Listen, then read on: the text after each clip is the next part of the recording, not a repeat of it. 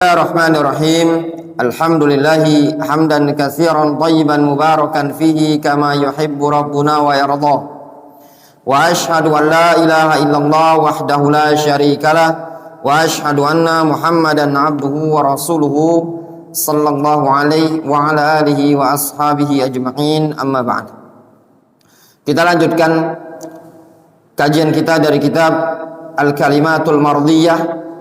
Pada pertemuan sebelumnya kita telah membahas berkaitan dengan adab terhadap para ulama.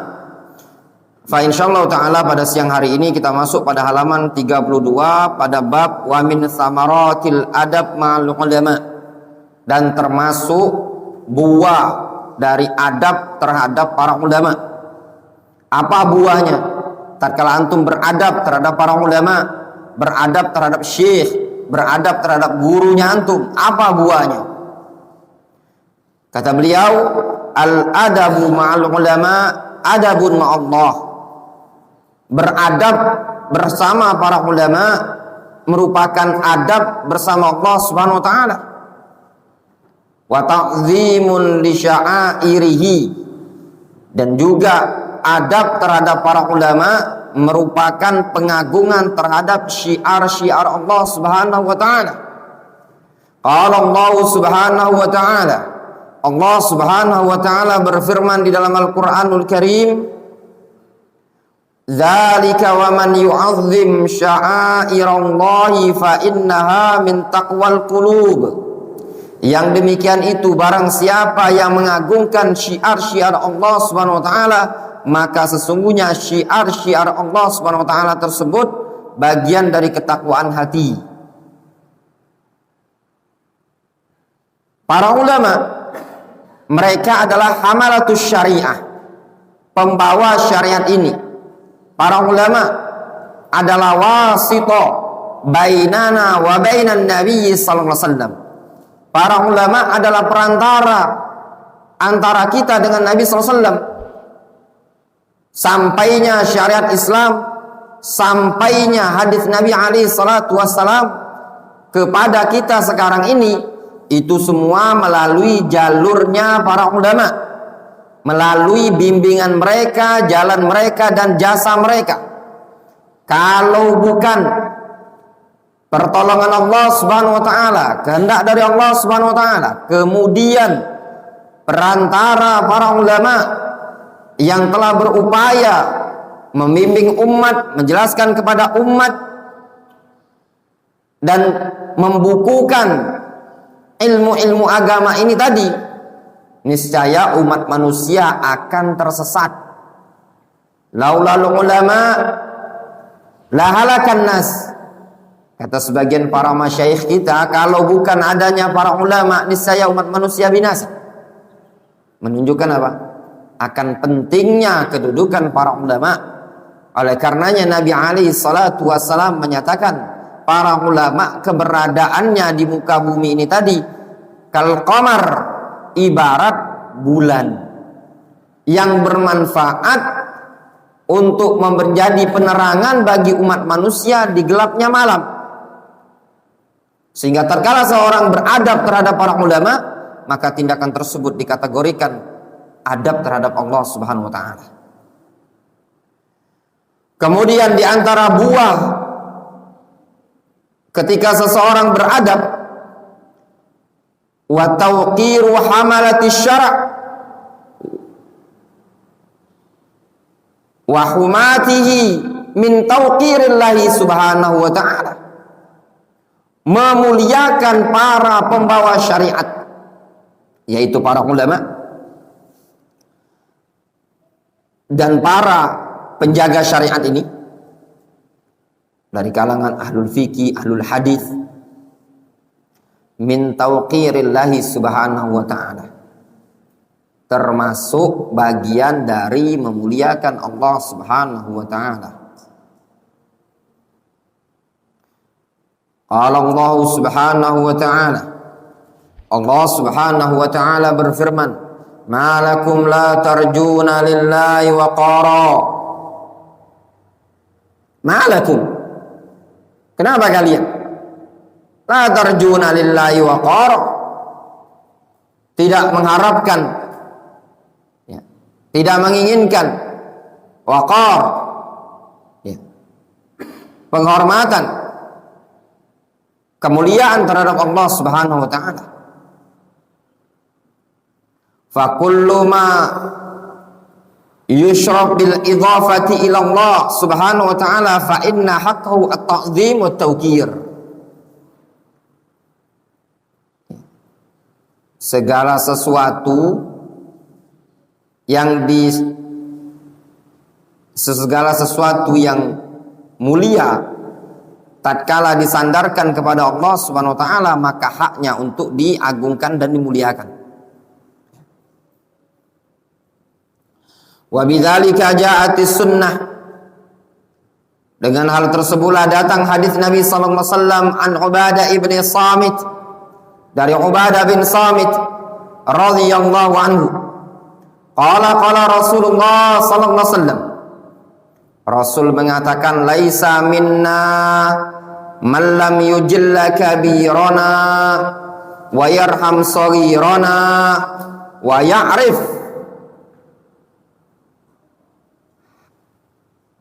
li'alimina haqqahu. Kata Nabi sallallahu alaihi wasallam, bukanlah golongan kami orang yang tidak mau memuliakan orang-orang tua di kalangan kami, dan juga bukan golongan kami orang yang tidak mau menyayangi orang-orang muda di kalangan kami, dan juga bukan golongan kami orang yang tidak mau mengenali hak seorang alim di kalangan kami. Lihat Nabi alaihi salatu wasallam, beliau mengatakan, laisa minna man lam ya'rif li'alimina haqqahu. Bukan golongan kami orang yang tidak mau mengenal hak seorang alim di kalangan kami. Menunjukkan apa? Seorang alim itu punya hak yang harus kita ketahui. Seorang alim punya kedudukan, punya manzilah. Para ulama punya jasa dan peran besar. Antum tidak akan mengetahui kedudukan para ulama dan besarnya para ulama melainkan pada kondisi ketika terjadi an-nawazil, terjadi masalah-masalah yang kontemporer yang membingungkan umat, yang bisa menyebabkan hilangnya harta, hilangnya nyawa, atau kerusakan. Disitulah para ulama muncul. Alangkah indahnya mereka, ma'ahsana sabilahum, mereka memberikan fatwa yang bisa menyelamatkan darah kaum muslimin, yang bisa menyelamatkan kehormatan kaum muslimin. Lihat ketika terjadi fitnah besar, sebagian masyarakat ingin menggulingkan pemerintah, muncul para ulama yang memandang maslahat dan mafsadat. Mereka menasihatkan kepada umat agar bersabar, dikarenakan madaratnya lebih besar dibandingkan maslahatnya ketika mereka menimbulkan kudeta. Ternyata benar, yang mendengarkan nasihat-nasihat tersebut jiwa raganya terselamatkan, dan berjalan waktu keberhasilan yang didapatkan oleh kaum muslimin. Namun ketika terjadi fitnah tersebut, ada orang-orang yang nyemplung dalam fitnah tersebut, akhirnya madarat yang mereka dapatkan bahkan hancur suatu kota, hancur suatu negeri, tertumpahkan darah, sigaran wa kibaran wa nisaan wa syaibatan, anak kecil, orang dewasa, kaum wanita, kakek-kakek pun ikut menderita. Sampai-sampai mereka yang memprovokasi pun setelah melihat kondisi seperti itu, mereka mengatakan apa yang difatwakan oleh para ulama, yang ada di Saudi Arabia akan fitnah tersebut adalah hak. Itu pernyataan tegas dinyatakan sendiri oleh Yusuf Al-Qaradawi, bahwasannya apa yang difatwakan oleh para ulama di dalam meredam fitnah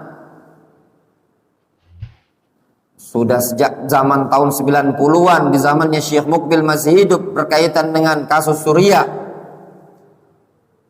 Barulah umat sadar, ternyata para ulama arhamu bi ummati Muhammadin sallallahu alaihi wasallam min abaihim wa ummahatihim.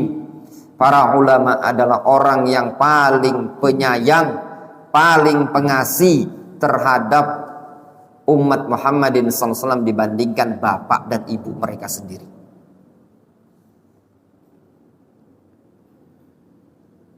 Wal anbiya lam yuwarrisu min aradid dunya mata'an zailan wala malan faniyan. Para nabi tidak mewariskan berupa perbendaharaan harta yang bisa sirna atau kekayaan yang bisa hilang dari bagian dunia. Wa inna ma warrasu dinallahi azza wa jalla al-qa'im 'alal ilmi wal hikmah. Namun mereka para ulama, yaitu para nabi, mewariskan agama Allah. Mereka meninggalkan agama yang dibangun di atas ilmu dan hikmah. Demikianlah warisan Nabi alaihi salatu wassalam.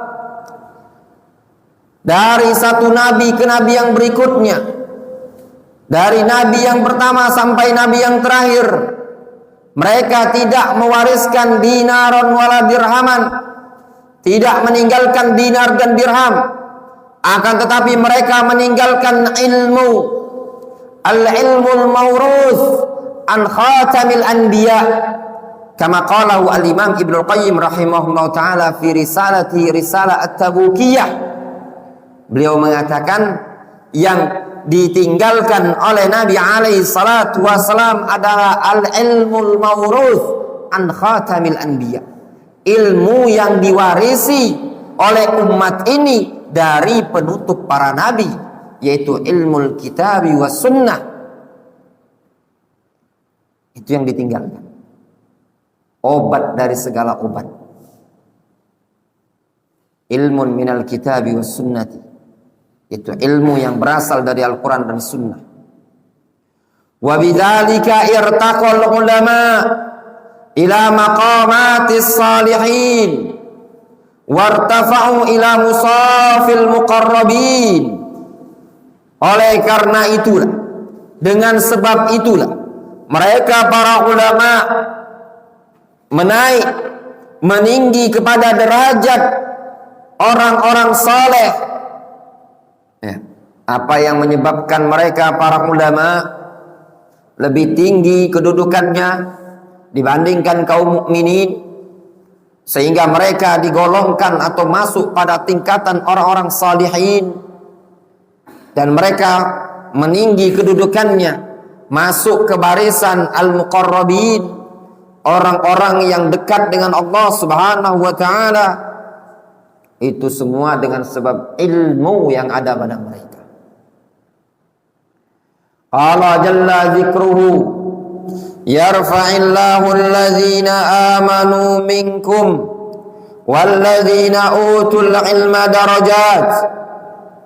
Allah Subhanahu wa ta'ala mengangkat orang-orang yang beriman dan mengangkat orang-orang yang berilmu beberapa derajat. Wallahu bima ta'maluna khabir. Allah Subhanahu wa ta'ala Maha mengetahui terhadap apa yang kalian lakukan, kata Allah Subhanahu wa ta'ala. Allah Subhanahu wa ta'ala mengangkat orang-orang yang beriman di atas orang-orang kafir. Namun ternyata Allah Subhanahu wa ta'ala lebih meninggikan lagi derajat orang-orang yang berilmu di atas orang-orang yang beriman. Mereka ditinggikan derajatnya orang-orang yang berilmu tersebut fid dunya wal akhirah. Kata Syekh Ibnu Utsaimin dalam syarah Al-Usul As-Sittah, ditinggikan derajatnya di dunia itu bisa dirasakan keberadaan mereka di tengah-tengah umat. Wibawa mereka lebih tinggi dibandingkan kedudukan orang-orang bodoh, dibandingkan kedudukan orang-orang awam dari kalangan kaum muslimin. Tidak diragukan lagi. Keberadaan mereka di tengah-tengah umat penuh dengan kemuliaan disebabkan ilmu yang ada pada mereka. Yang kedua, mereka ditinggikan derajatnya di akhirat bihasabi ma qamu bihi minal ilmi wal amal wad da'wah. Kata Syekh Ibnu Utsaimin, mereka tinggi derajatnya di akhirat sesuai dengan kadar apa yang telah mereka tegakkan di dunia berupa ilmu, amal, dan dakwah yang ada. Mereka sudah memiliki ilmu, lalu mereka amalkan ilmu tersebut, mereka dakwakan ilmu tersebut, maka akan semakin tinggi derajat dan kedudukan mereka di akhirat sesuai dengan kadar al-amal wa dakwah yang ada pada mereka ketika di dunia. Wa fil ayah, pada ayat ini tanwih, ya, pengkhabaran, penginformasian bimakanatil ulama'i wa fadlihim, tentang kedudukan posisi para ulama, wa fadlihim, dan kemuliaan mereka, wa raf'i darajatihim, dan juga pada ayat ini penginformasian tentang tingginya derajat para ulama. Para ulama kedudukannya tinggi di seluruh umat manusia. Semakin tinggi ilmu seseorang, maka dia akan semakin tinggi kedudukannya. Itu tidak diragukan lagi dan bisa dirasakan oleh semua orang. Ya. Oleh karenanya kita harus memuliakan para ulama, menghormati mereka, beradab terhadap mereka, ya. Dan adab terhadap para ulama banyak bentuknya. Wallahu taala a'lamu bishawab. Naktafi bihadzal